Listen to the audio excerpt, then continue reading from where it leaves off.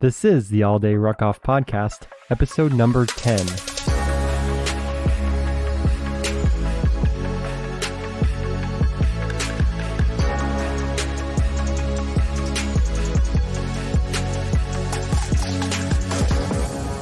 Welcome to the All Day Ruckoff podcast, episode number 10. This is your host, Brian, and I wanted to thank you so much for tuning in. We truly hope you enjoy this episode, and don't forget to check out our previous episodes as well. The All Day Ruckoff podcast includes interviews, answers questions, and provides updates on the rucking community. Before we get started, I wanted to say thank you to Con Hawk and 16.2 Minutes for leaving 5-star reviews on Apple Podcasts. Con Hawk said, he may be ethically compromised since we had him on the podcast as a guest, but he really enjoys the podcast. Brian takes a true journalistic approach to covering questions and topics that go far beyond the basics that many of us in the rucking community already know. He still keeps things accessible for people with less experience. 16.2 Minutes says, love the interviews and all the info. Thanks. Huge thanks to Con Hawk and 16.2 Minutes for taking the time to leave those reviews. It's truly appreciated, and I know it takes time to write those. In addition, I wanted to give a heads up that the All Day Ruckoff, Attitude is Everything, Keep Yours Positive shirts are available in stock in the online store. That's at alldayruckoff.com/store. Those have been out of stock for months, and we've got the standard gray and a new royal blue in there now. For today's podcast, I am very excited to be interviewing Cadre Danny about the Capital Ruck Tour. Cadre Danny has been with GORUCK for 4 years and recently led his 150th event. In 2017, he created the Capital Ruck Tour with the goal of rucking from 20 miles out to each state's capital. The tour has been a fundraising endeavor for Operation Enduring Warrior, for which Cadre Danny is on their masked athlete team. In addition, the tour has been a great opportunity for ruckers to get together, get some miles in, and meet new people in their local area. Before we get started, I wanted to let everyone know that this is the first podcast I've recorded in person with the guest, and we did it at a local restaurant, so I apologize in advance for any background noise. I did my best to clean up the audio, but I know that a few noises did get through. Without any further intro, let's get into the interview with Danny. Let's start out with your involvement in the GORUCK community. How did you find out about GORUCK? I first heard about GORUCK when I was stationed in Korea at Camp Humphreys. In 2013, I volunteered at the CrossFit Regionals Asia competition, and there was a representative from Rogue Fitness that was there on the equipment crew where I worked, and he told me about the upcoming GORUCK Nasty, which occurred back in September of 2013, and he mentioned that GORUCK only uses Special Forces Cadre for their events. So that piqued my interest, and I reached out to the company. And then once I was reassigned from Korea to Georgia in 2013, they brought me on board. That's awesome. So did GORUCK make you take part in an event before you became a cadre for them? Yes. Every GORUCK cadre has to do a GORUCK Tough Challenge to be considered for hire. And so my event was Richmond, Virginia. Cadre Matt S. was the event cadre, and Cadre Brian Squared was doing his shadow cadre duties that evening. Yeah, that was my introduction to what being GRT was all about. So what were your thoughts during the event? Did you have any exposure to the events before you stepped off? I went into that event blind. The only thing I knew about GORUCK was one promotional video on YouTube that I saw that was for GORUCK Selection. And yeah, I didn't really know what to expect. The log carry component of the event was a surprise to me. I think I must have been, hitting the wood line, taking a leak when the cadre gave the instructions to move this log. And so when I jumped in and started with that effort, we carried it for who knows how many miles. I don't even remember how many hours, pretty much all night. And I kept thinking to myself, did anybody ask where this is supposed to go? Because I didn't really understand that it was just supposed to be, a long suck fest. I kept thinking that we had to deliver this log someplace as if it was part of a mission. So that was sort of a surprise. But it was a good event. There was an island there in the James River that we circled numerous times. Had strong teammates, and it was definitely a sense of accomplishment that next day when we got patched, standing there in the river. So from that event, have you signed up as a participant for another event, or was that it? That's a good question. No, I have not. There have been a couple of times where I did register for events, and then usually something would come up where I would have to cadre another event that same weekend. For example, every GRT reunion, since I've been with the company, I signed up as a participant, but those are typically busy weekends that require all cadre on deck. So I've shadowed a lot of events, but no, that first one was my only actual GORUCK event. What are your favorite events to run as cadre? My favorite events are custom tough events. Anytime I'm assigned to a custom event and have the ability to tailor that challenge to meet the requirements of the group, it's a lot more rewarding. So the favorite events I'm involved with are the September 11th memorial events.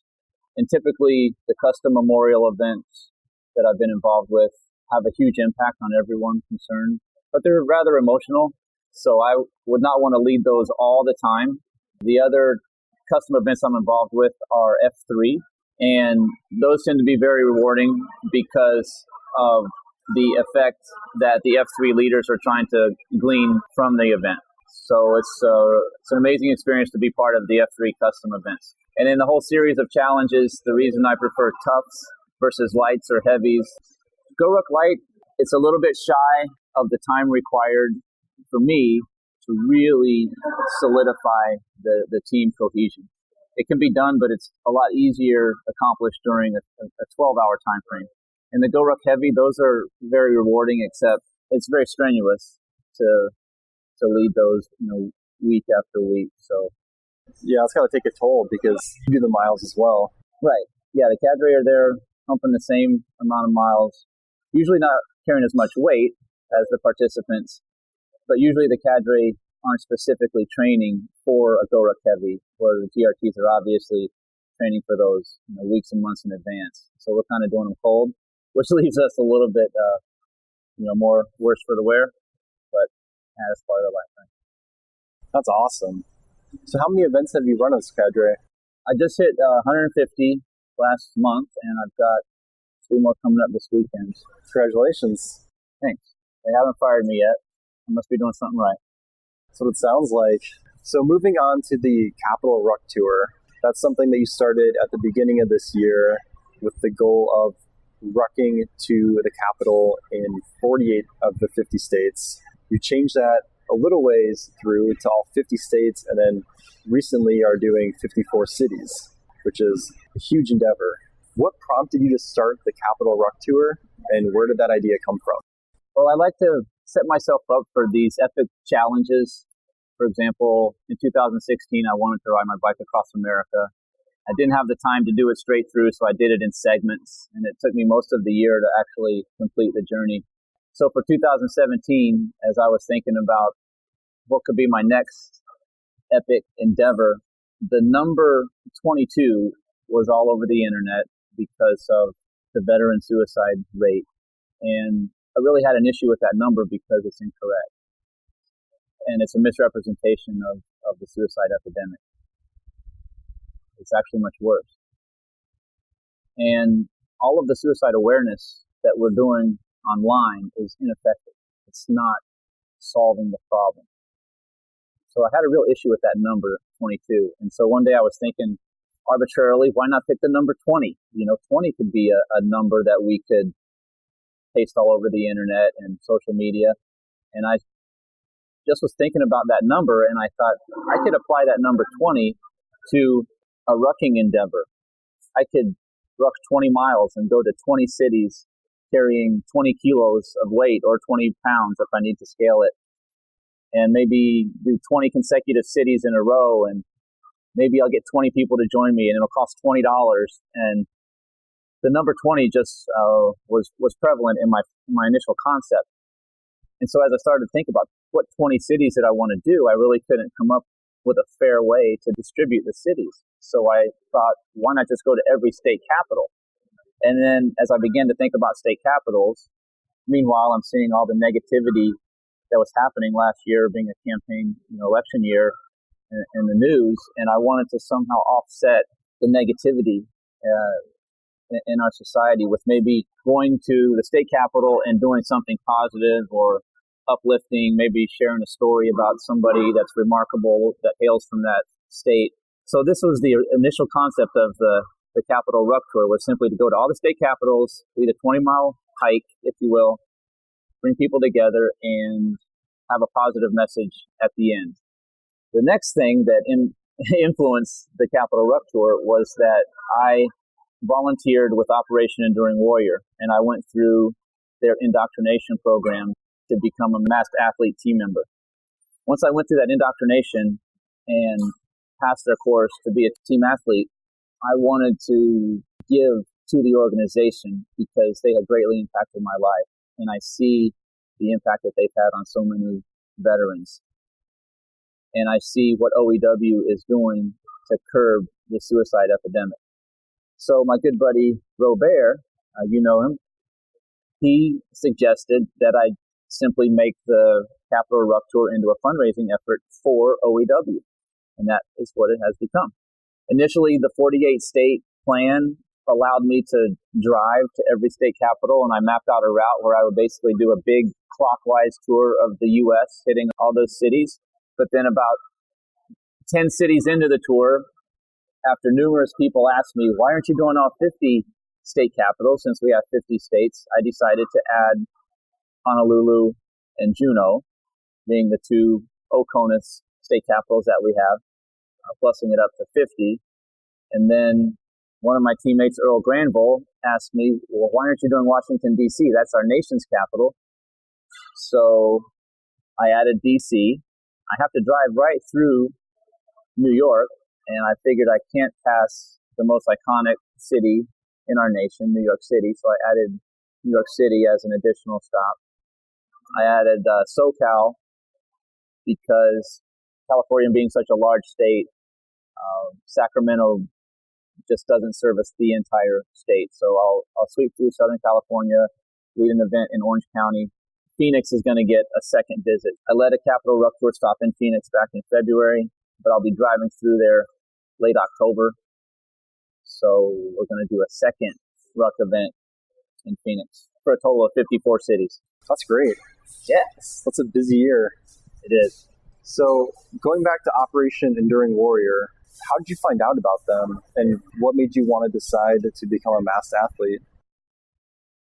I first heard about Operation Enduring Warrior at a GORUCK Tough Challenge in Chattanooga, Tennessee in 2015. If you remember, there was a shooting at a recruiting station in Chattanooga about 2 weeks after I was there for that event. During the event, a GRT named Kevin Poe gave me an OEW coin, and it's a challenge coin, and it's in the shape of their shield, which shows a gas mask. And he told me about OEW, and I had seen the predecessor to OEW, which is Team Extreme, on YouTube. You can see pictures, videos of Marines in gas masks going through these mud runs and OCRs. And Kevin said that he wanted to put on a custom GORUCK event for Operation Enduring Warrior the following year. And I said, yeah, I would love to lead that. And he booked me a year in advance for this custom event in Knoxville, Tennessee, which occurred last September. So I showed up to this event expecting that I might have to modify or scale some of the evolutions, some of the PT, because there were a couple of adaptive athletes in that class, specifically Earl Granville, who was a single leg amputee, and Nick Kolchar, a double leg amputee. And to support them through that GORUCK challenge were 4 of the masked athletes. They were in full uniform with helmet and gas mask with a tinted visor. So I didn't see their face during the whole event. That event was 14 and a half or maybe 15 hours long, if I remember. We rucked a lot of miles in some pretty high temperatures, and not once did those masked athletes break the seal on their masks. That filter restricts their airflow, so it's very difficult to breathe in that, especially when your heart rate is up. And I was simply inspired by what I saw. Every scenario that me and the other cadre, Derek Taylor, everything we threw at that class, it was the mat and it was those two adaptive athletes that were stepping up to lead. And they didn't shy from anything. They didn't scale a single thing. Nothing was modified to accommodate them. And I just couldn't believe it. Afterwards, I was talking with the OEW people present, and I realized that everybody in that organization is of that caliber, is of that same spirit and heart. And those are just the kind of people that I want to be around. As I heard some more stories, I realized that many of those disabled and injured and wounded veterans that make up the honorees within the organization have had issues with suicide, either attempting it or thinking about it. And I realized that by taking somebody that's got some mental health issues as a result of their military service, you take somebody like that, put them through a physically daunting task like a GORUCK Tough Challenge or a Spartan race. You support them with a team that will never leave them, that always has their back. This team makes sure that they reach the finish line safely and that they accomplish their mission that they set out to. This has a huge impact on that veteran. It gives them a new lease on life and helps them to get out of bed in the morning, to continue training, to press forward to that next physically daunting endeavor that they want to tackle. And it is a solution for the suicide problem, at least for that sector of our society. So it's truly making a difference in their lives. Hell yeah. Hell yeah. And when you're around it and you see that for yourself, it makes you speechless. So I wanted to weigh in and do what I could. So I asked one of the MAT members at that Knoxville Tough class is the actual president of OEW, Command Sergeant Major Eric Schmitz. And so he said, yeah, just submit your application for INDOC and we'll see what you're all about. So I did. I went through their application process, and somehow or another they let me into the class, and they only hold INDOC once a year. It's every January. It's at Camp McCall, North Carolina, which is where Special Forces training is for the Army. So I went through and made it, and now I'm with the organization. You just participated in an event for them, didn't you, last weekend? Yeah, last weekend in Portland, Oregon, was a Spartan sprint, and we had two adaptive athletes, both of them leg amputees. Neither had completed a Spartan before or any obstacle course race as far as I know. And so we got them through. It was an incredible event. One of the athletes, Kevin Pennell, missing both legs. He's got prosthetics. And right out of the starting gates was struggling.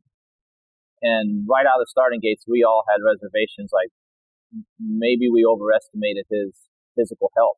He was having some issues breathing. He was having some issues with his back, spasming, not to even mention the issues that developed with his prosthetic legs. One of them got wet inside of the socket, and it wouldn't stay on. It kept twisting off. And so it was just a very difficult, strenuous 4.2 miles for him. It took us 7 hours to go 4.2 miles. We were the last ones off the course. And I don't know if you've heard of the Spartan Hurricane Heat. It's like a 12-hour, 24-hour thing. So the Hurricane Heat class had just started as we were finishing up our sprint. And as we were going through the last obstacle before the finish line, the whole Spartan class, there must have been, 50 to 100 of them, came over to the finish line and cheered our guys in. And it was a pretty special thing. And for Kevin and then the other adaptive athlete, Jordan Smith, for them to finish that, it was huge. Both those guys were just high, they were so pumped up, even though they were probably exhausted. Right. And both of them said that they want to do another event. And that's what it's all about. I mean, it's just so rewarding. That's what motivates me to do things like the Capital Ruck Tour. If it's a means where I can raise up $15,000 or $20,000 and give to the organization so that we can fund programs like this, that's awesome. So Operation Enduring Warrior is the charity that you're raising money for. How long have you been working with them? January of this year. So I've done 6 events so far this year, obstacle course races. You're a busy guy. Yeah, I've scaled back my GORUCK schedule quite a bit this year just so I could accommodate the Capital Ruck Tour and the OEW events. But I don't have hardly a free weekend at all. Between 54 cities, 6 events.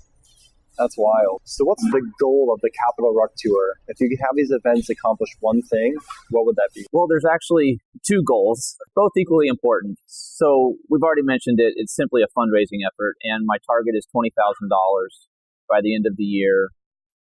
And the way that money is generated is I'm asking for a $30 registration to come ruck with me to one of the state capitals.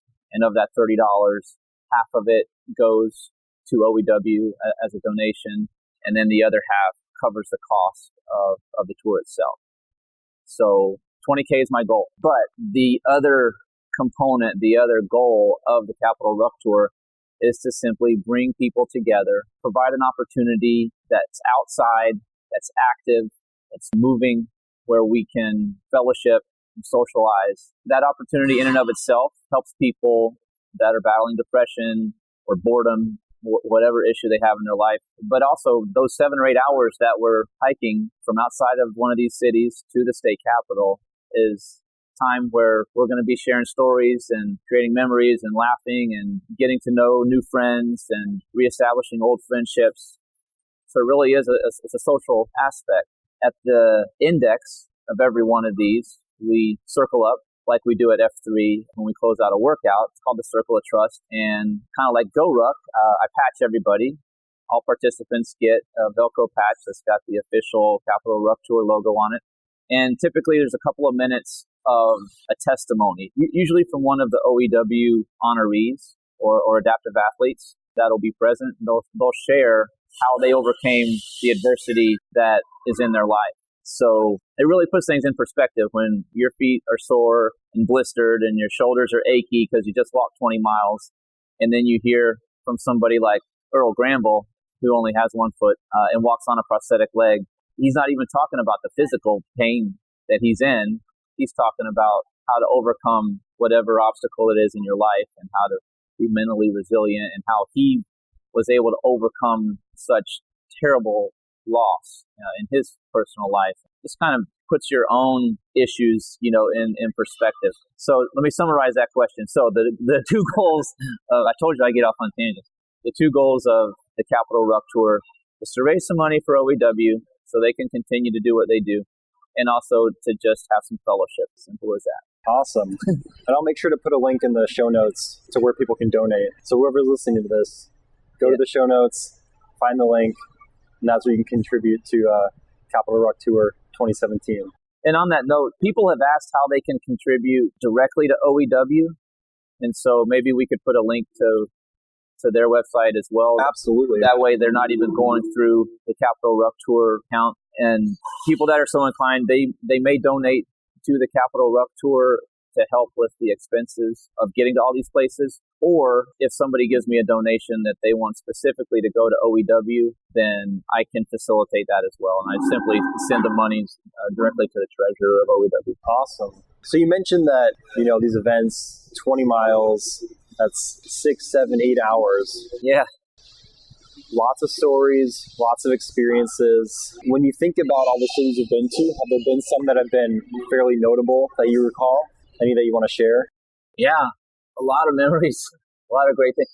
One thing that comes to mind is Baton Rouge, Louisiana. It was the biggest event so far.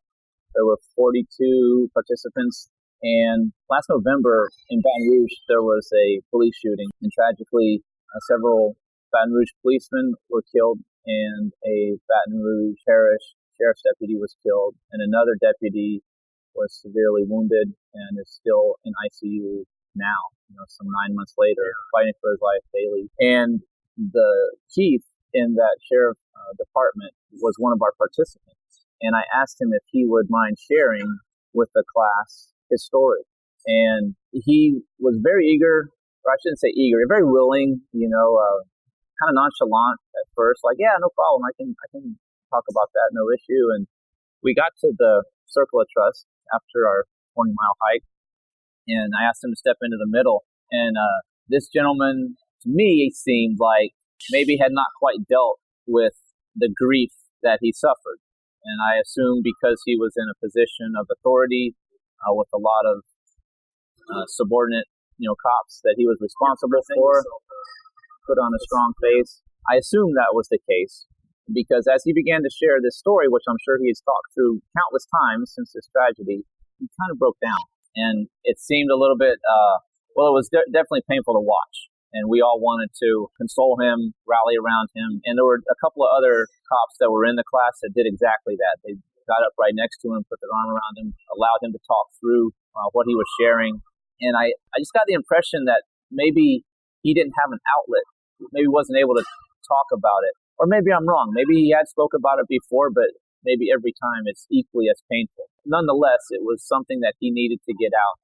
And so, although that was not fun or pleasant for anybody to endure that discussion, it was cathartic for him. It was an eye-opener for the people that don't live there, that came from outside of Baton Rouge, to understand what tragedy occurred there. But in the bigger picture, there are communities all over the United States that are having this same thing happen to them. Right down the street here in Lakewood, Washington, the same thing happened when those 5 officers were gunned down. And the law enforcement community is definitely underserved when it comes to organizations that help cope with these kinds of stressors and trauma. There's dozens and dozens of veteran services organizations out there, such as OEW, that are doing their best to take care of our veterans and our military. But unfortunately, the law enforcement community doesn't have the same resources. That's tough.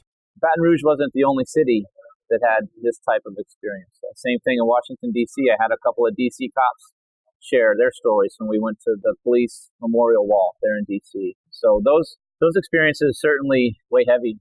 On the flip side, there are a lot of funny, memorable experiences. So I don't want everybody to think that you're going to have to bring tissues and to all the events. So a lot of fun happens as well. Awesome. So we're coming up on the end of the year. The 54th city will be your last stop. What city is that going to be? Sacramento, California, on November 4th is the final stop of the Capital Ruck Tour. That's a Saturday. We're going to start that event earlier than the others. It's going to start at 1 p.m. because there's going to be an end-of-tour after-party that night that's going to be hosted at a 20-acre ranch right outside of Sacramento. GRT is offering his place for that party. There's going to be a big bonfire. We're going to smoke a pig. Jude has brewed 3 kegs of beer already just for that party. We'll probably bring in a band. We're still working out some of the details. We're going to have fireworks. It's going to be a pretty big blowout. It's going to be quite the event. Yeah, it will be. I wanted to do that just to culminate the effort that so many people have put into this tour. I'm not leading this single-handedly. I'm the one out there that's walking the miles, but there are people behind the scenes that are doing hundreds of hours of work to help market this. We've got sponsors such as All Day Ruckoff. I don't know if you heard of them or not, among other sponsors. So I wanted to create a party where everybody that's able to get there can come and just have a great time. And we're just going to camp out after everybody's done eating and drinking and making s'mores and singing songs or whatever. Jude said people can stay as long as they want, so the party might even roll into Sunday night if we still have pig and beer and firewood left over. Awesome. It sounds like a great way to finish it up. Yeah, I think so too.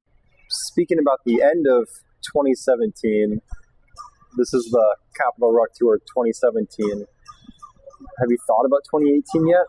Yes. It's still in the developmental stages, so it could go one of two ways. Personally, I don't want to go out on the road next year and repeat what I did this year. If I were going to do that, I would have a different strategy to get more participation, because some of the cities have very low participants. So one course of action is I could hand off the Capital Tour to another person or a couple of people that want to lead it. And I've thought about opening that up to other team athletes within OEW. It's a big commitment. Yeah.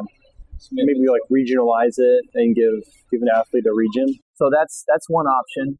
The other course of action I thought about is to simply go international with this and travel down through South America. Well, first to Mexico and then through Central America and all the way through every South American nation, and go to the capital of each of these countries and try to bring what we've done here with the Capital Ruck benefiting OEW and find some kind of a partner organization within that host nation country that has a similar need, and ideally take people on the road with me that would want to tag in for segments along the way. Haven't quite worked that out yet. It's just kind of brainstorming at this point. So if anybody listening has any input or wants to help with that, like I said, it's just kind of in development at this point. That's awesome. That'd be quite the endeavor, but it would be amazing. I think it'd be cool. It would be an adventure for sure. For sure. And there would be like ancillary opportunities. For example, maybe there's OEW adaptive athletes that would otherwise not travel to, say, Peru or Ecuador or Colombia. And by me going to these countries and sort of being a guide, if you will, I speak Spanish, I'm familiar with the culture, so it might be a safer environment for them. And so to do kind of some adventure travel rather than an obstacle course race, kind of have the same effect. Yeah, we'll see what develops. I'm not sure. And maybe we'll do both of those courses of action. I don't know. But the tour itself is going to have to grow a lot before we can do either of those things. That's awesome. So for everyone listening, where should people go to find out more about the Capital Ruck Tour? The best place to get information is on Facebook, and the page is Capital Tour 2017. On that page, you'll see event pages for every single city. So if somebody, say, lives in Lansing, Michigan, and they want to participate on August the 30th, then they can go to that event page, find out more information, see who else is going, follow the discussions. In addition to Facebook, there's also an Instagram account with the same handle, Capital Tour 2017. And there's a website, capitaltour2017.com. On the website, it replicates all the information that's on Facebook, but the website also has some merchandise for sale, and it's got our thermometer that shows our fundraising level. Sometimes we'll put a blog post or something on there to kind of give people updates on what's developed. Awesome. And I'll include links to all of those in the notes so people can get to them easily. And then if people have specific questions that aren't answered on one of those outlets, they can always send me a message on Facebook. Cadre Daniel is my Facebook name. So I'd be happy to entertain questions or ideas. I'm always looking for crew members that want to tag in for segments of the trip.